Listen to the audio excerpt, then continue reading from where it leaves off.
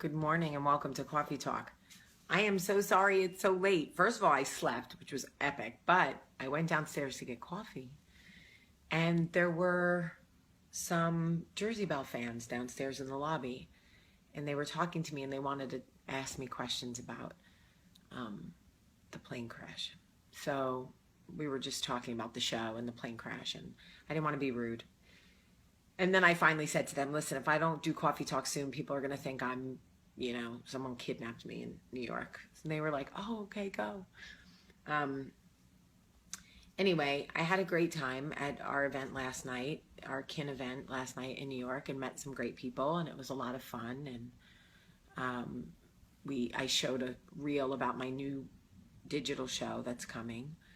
And I had a great conversation with this girl at dinner last night about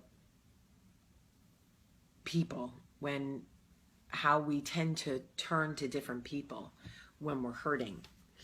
And it got me thinking about sometimes the people we bring into our space. A lot of times when we look back and we go, how could I have been so stupid? Like, how did I miss all the red flags? Right? Because certain people could be so healthy for you and so good for you. And then the same intelligent person who makes those relationships also is capable of bringing in dangerous people into your space, unhealthy people. And I go, how does that happen? And I think sometimes we look at people like medicine. We have a void, we're hurting, we've been hurt, we're lonely, we're sad, we're full of disdain or anger. Sometimes we want to hurt others, and we make careless decisions with who we allow into our space because we treat people sometimes like medicine. I need to feel better now. You can make me feel better now. Medicate me. And sometimes we bring those people into our space and they're really, really not good for us. In fact, they do a lot more damage long term than the original heartache we were trying to get over. And, sometimes when I have these conversations with people, it's so eye-opening for me because I walk away and I think about it, and then I think about it before I go to bed, and I think about it when I wake up, and it's such a self-reflection for me because I look at all the people I've ever brought into my space to try to self-medicate. And 9 times out of 10, they're not good for me. In fact, a lot of times they have similar characteristics of the person I'm trying to get over.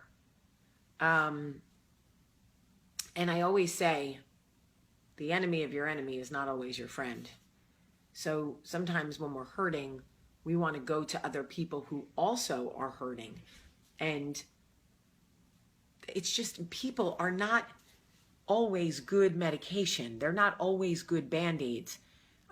If your judgment is cloudy, you have to be very cautious about who you bring into your personal space because that energy affects not only you, but those around you. So anyway, I was thinking about it. And I was reading some of your messages and realizing how many of us get caught up in that bad energy. And it's like, how many times have you ever looked at your situation with a person and went, how did I get here? Like literally, how did I get here with this person? How did this happen?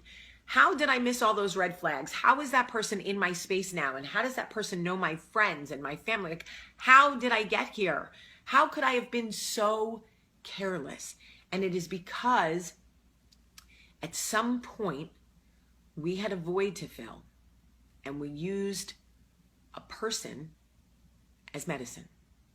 And like I said, sometimes people can be so good for you and other times they can be so destructive. I swear, people run background checks on people when they want to work with them.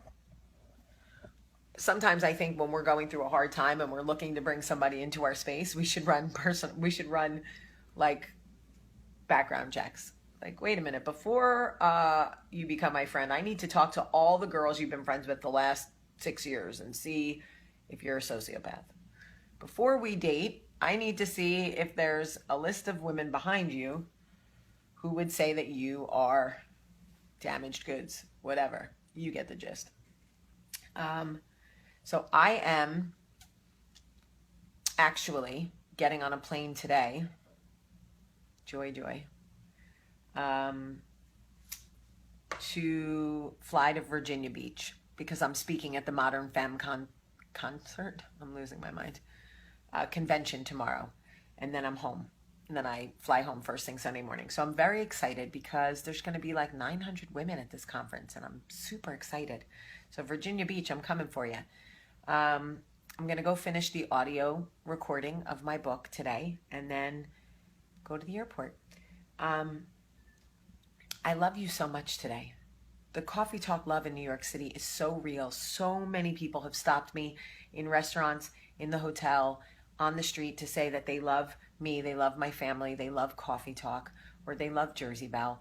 I never, ever will get tired of hearing that anything I do has made a positive difference in your life. So thank you for sharing that sentiment with me.